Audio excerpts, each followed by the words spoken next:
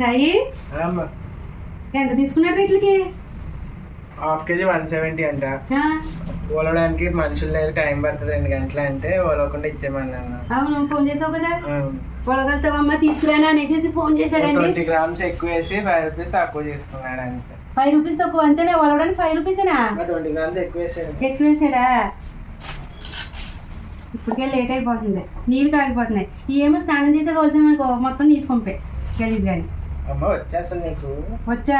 రాదమ్మా, ఎప్పుడు ఒలిపించుకుంటూ వస్తాను. నా చిన్నప్పుడు వచ్చిందని తెలిసే ఇలాగ వేడి నీళ్ళలోనే అయ్యి. అవి ఇప్పుడంటే డబ్బులు తీసుకొని వలిసేస్తున్నారు, కానీ అప్పుడులోను ఇలాగ ప్లేట్లలోను చాట్లలోను ఇలా పెట్టేసి 5 రూపాయలకి 10 రూపాయలకి మా చిన్నప్పుడు మా నాన్నమ్మ కొనిది. 5 రూపాయల రైలు, 5 రూపాయల రైలు కొనిది. ఎన్నొస్తే ఇన్ని వచ్చి చక్కగా అట్లా మళ్ళీ 2-3 రోజులు ఉండేది తాతమ్మ అవుతే రైలుని. ఇగో ఈ తలకాయలు కూడా పోనివ్వరు, ఈ తలకాయలు కూడా లచ్చించారులో వేసుకునేవారు.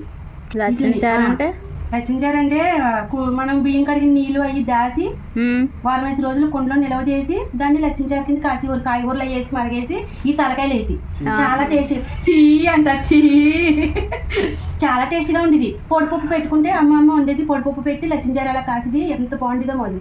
నేను మధ్యాహ్నం తినేదాన్ని, మళ్ళీ సాయంత్రం స్కూల్ నుంచి రాగానే కూడా తినేదాన్ని. ఇదిగో అలవాటు పోయి వాళ్ళకి ఏదోలా ఉంది నాకు. బ్లాక్ అక్క తెస్తుంది, నేనేమో ఒలిసేసి ఇచ్చేస్తాను అక్కకి, అక్క తెస్తుంది. ఏమోదు నాకు టైం అయిపోతుంది, నీళ్ళు కాగిపోతున్నాయి. అట్లా ఆడదు. సరే సరే. ఇవి అంటే వేడి నీళ్ళు వేస్తే ఇలాగా గుళ్ళు తిరుగుతాయి అనమాట. కొంచెం గోరువెచ్చగా ఉన్నాయి, బాగానే వచ్చేస్తున్నాయి ఇది ఇలాగా. చూసావా? ఇక ఇవన్నీ అలవాటు పోయి వాళ్ళు ఫాస్ట్ గా తీస్తారు. మరి ఏమంటే అలవాటు ఏంటి బాబాయ్? ఇదిగో నాకు ఏదోలా అనిపిస్తుంది, ఏదో వలుతున్నాను కానీ అలవాటు పోయింది కదా. అలవాటు అంటే నాకేమో పెద్ద ఏమో వలిసేసేదాన్ని కాదు, ఎప్పుడు ఇలాగే నా చిన్నప్పుడు కూడా ఇదే టైప్ లో వలిసేదాన్ని. పెద్ద ఏమీ అలవాటు కాదు నాకు, తప్పక చేయటం అంటారు దీన్ని. తినడం మాత్రం భలే తింటాము అన్నీ శుభ్రంగానే. ఇంకో విషయం చెప్తానే, పేడతో కళాపు వేయమనివారు. నాకు పేడతో కళాయి వేయడం అంటే ఎంత అసలు ముట్టుకునేదాన్ని కాదు. మాకు తాతయ్య అది ఏం చేసేవారు అనుకున్నా, ఎడం చేత్తో ఏడ్చేదాన్ని అనమాట. చాలా ఏడ్చి ఎడం చేత్తో ముట్టుకొని తీసేదాన్ని. ఎడం చేత్తోనే కళాపు ఇలా చేసేదాన్ని అనమాట. పేడ కదా, తాతయ్య కుడి చేత్తో తీ అని చెప్పి ముట్టుకొని ఇచ్చేవారు. చూడాలి, ఏడుతో తీసేదాన్ని. నిజంగా నిజంగా అది అన్ని గుర్తు తెచ్చుకుంటే ఏదోలా ఉంటుంది. అసలు నచ్చింది కాదు నాకైతే ఇంత కూడా.